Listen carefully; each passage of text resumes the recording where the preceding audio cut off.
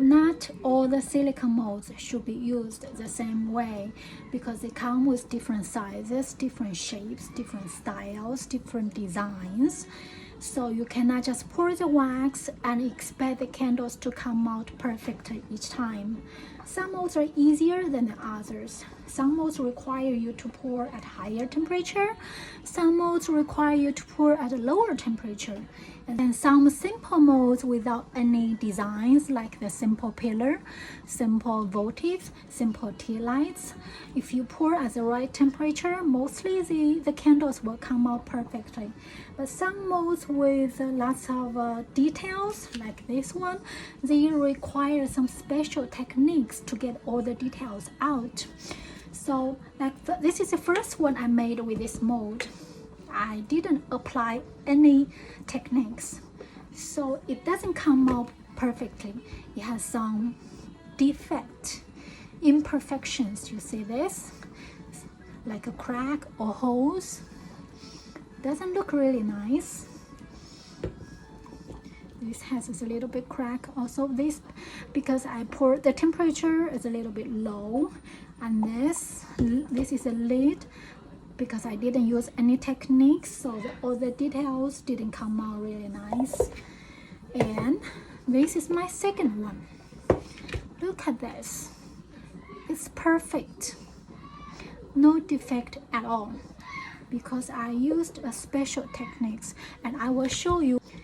So if you have a mold with lots of details like this, I would recommend first to use your heat gun to warm up the mold very well first, especially the edge, because from my first one, you see the edge, the wax didn't flow all the way around, so I need to warm up the edge more.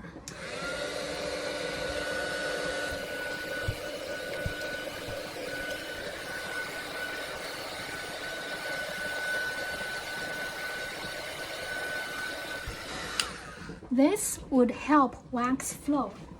You need to pour the wax with a higher temperature. I would recommend 175 to 180. And when you pour, you need to swirl around. Look at that.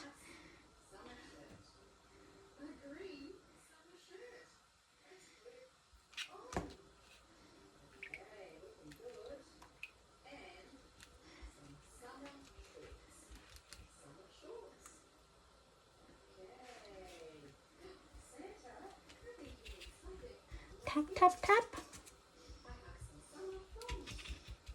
This way the wax will flow all the way around and you will get all the details. Okay, now let's check the final result together.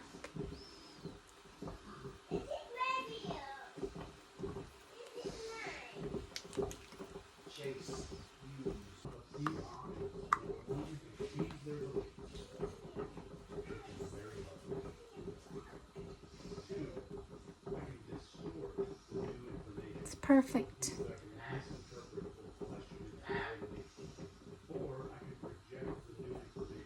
So this technique is called swirl and tap.